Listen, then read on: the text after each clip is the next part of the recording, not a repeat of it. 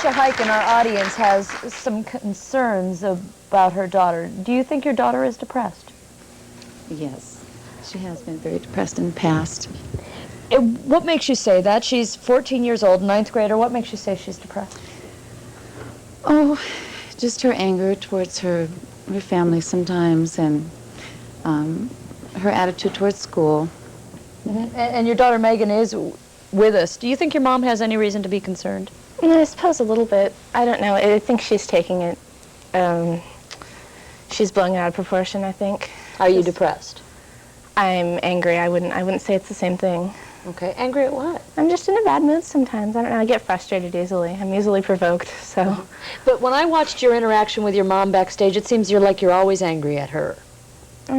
Like she couldn't say anything without you saying, "Mom, you're a dork," you know, or whatever. Well, I mean, are you angry? You are angry at her a lot? I'm angry at most people. That's the thing. I have trouble with just taking out my anger on other people, and I probably shouldn't do that, but. Are you angry at yourself, Megan? I don't exactly have a high level of self-esteem, but I don't know if I'm angry at myself. I just get frustrated. But do you think some parents out there get confused between if their daughter or son is depressed and if they're just in a bad mood? I do. I think that the whole thing, it's just blown out of proportion. There's a difference. There's a big difference. So you might just be in a really lousy mood and your mom thinks... Yes, perpetual, eternal, lousy mood. I don't know. Is there a correlation, Elizabeth, between anger and depression? Well, I mean, they always say that depression is anger turned inward on the whole, and I think that is true. I mean, I certainly, though, I think it's also can be anger turned outward, inward, in every which direction. Right. Yeah. And people might think you're angry or rebellious, and you too, Mary, because of the extreme things you've done with your hair. You've had your hair every single color. You've said you've done... I hate that. Okay, I'm just gonna... But that's what you need to clear up for people, because they might think you're just rebellious. What do you have to say to people, our viewers at home, who are saying, "What you doing?" I like the color. I like the way it looks. I'm not trying to be rebellious. I'm not trying to make a statement. I'm not trying to be an individual. I'm not trying to do something because people told me not to. I like the color. And it's not because you're sad and trying to seek attention in another way. If I was sad, I don't really want attention, but There was a I suppose comment this is a forming bad way of going on about your it, lips, isn't it? No, Elizabeth. I think that a lot of, I mean, my mother often made or continues to make this mistake that certain symbols are signs of really, terrible things happening because they used to be. I think that people have to realize that content has been removed from many things that teenagers do now. They're just things that they do. But that's an important thing because a lot of kids are coming home with a different color hair, so parents don't need to necessarily worry. Just because your kid has dyed their hair orange or green or purple or whatever, it doesn't mean there's a problem with the child. I was an immaculate-looking teenager. You'd never have known. You'd never have known all the problems that you had. Let's take a phone call. Go ahead, you're on the air. Hi. Hi.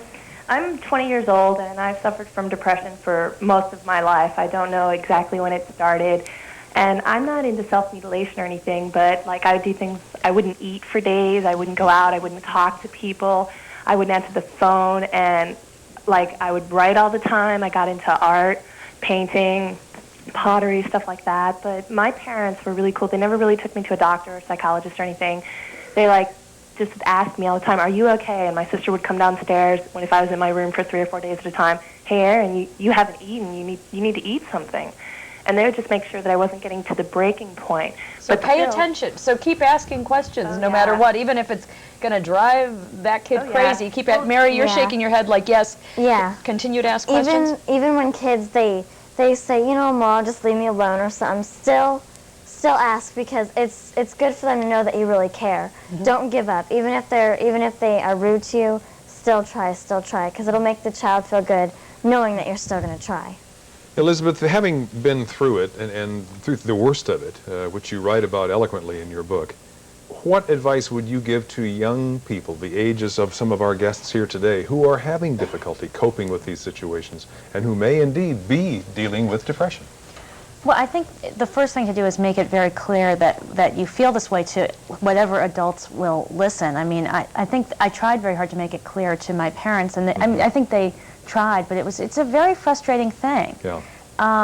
But sooner or later, somebody will be able to help. I mean, I think that we've advanced in our understanding of depression since I was a teenager. I mean, there's so much more that's known about it. There's so much more, I hate to use this word, technology to deal with it, but there is. I mean, they've you know, they understand it a lot better. Well, talk specifically to the thing that really seemed to be the greatest help for you, and that's a drug commonly known as Prozac.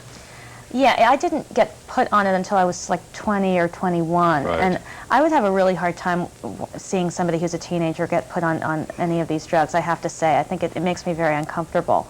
But having tried everything else, I mean, all different kinds of therapy and talking to a million different people, it finally was what broke through. I mean, nothing else worked. It doesn't work for everybody, though, but it did work for you in your case. I think had I gotten good talk therapy early on, that might have taken care of the problem in the first place. It's just by the time I was 20 or so, I was living with this for a decade. I mean, it was just an intractable depression.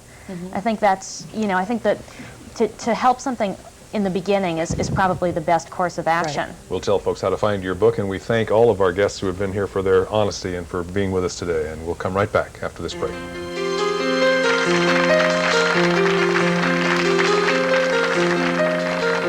Elizabeth Wurtzel will be signing her book, Prozac Nation, at 6:30 tonight at Tower Books on Mercer Street.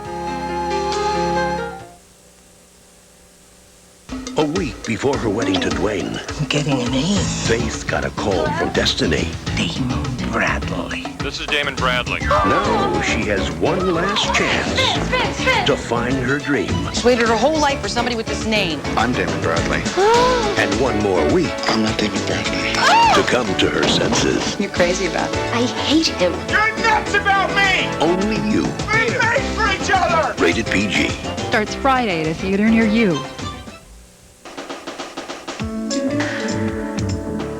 The look of fall.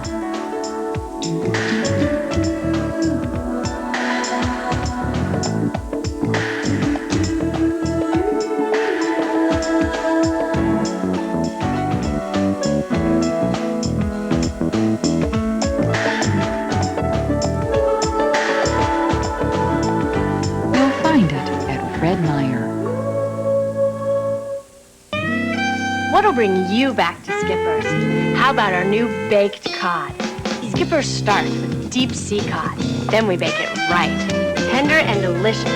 And the entire meal has just 4.5 grams of fat and 289 calories. Will that bring you back? Definitely. We thought so. Baked right, priced right. That's new baked cod. That's seafood's new attitude. At Skipper's. What'll bring you back? If there's one thing you hate to be reminded of, it's your period, right? Well, Kotex has a new tampon that won't remind you. And won't remind you of any other tampon you've ever seen either. It's Kotex Natural Curved. Curved, not straight. It's easier to get where it's supposed to get to do what it's supposed to do. With very few, reminders. It works so well you can practically forget all about your period. Forget your period. Remember this tampon. New Kotex Natural Curved.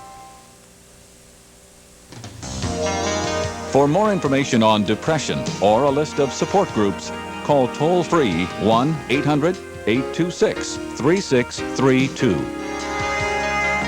All right, let's check into the telepoll. Who poisoned Catherine?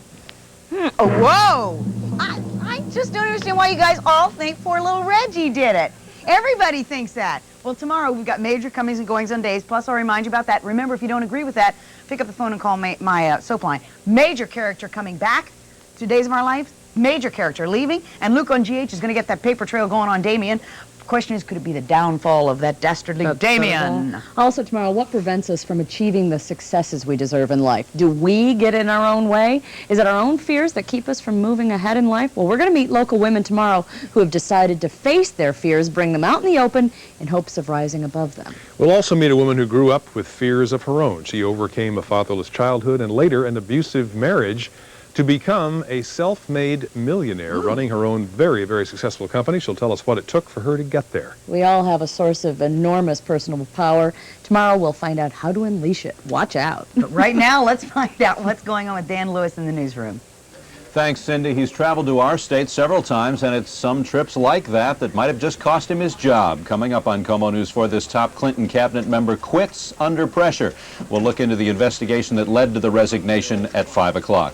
A cartoonist with a local connection is calling it quits today, too. You'll hear his side of the bringing the far side to an end. Also at 5 o'clock, after carbon monoxide poisoning killed these two boys, there's been a change in their father's condition, and he might be about to face charges. And the search for sunken treasure in a local shipwreck is over. See what the loot has all added up to, and you'll see how you might be able to cash in on some of it. Stay with us for KOMO News 4 at 5 o'clock. Now, this month marks Breast Cancer Awareness Month, and it's very important for you to get the information on this disease. That's because every 3 minutes a woman is diagnosed with breast cancer. Early detection can help save your life. For information on breast cancer and self-exams, call the toll-free number 1-800-ACS-2345. We'll see you tomorrow, everybody. Bye-bye. Bye. Transportation for many of the guests on Northwest Afternoon, provided by Magic Touch Limousine Service, specializing in corporate accounts.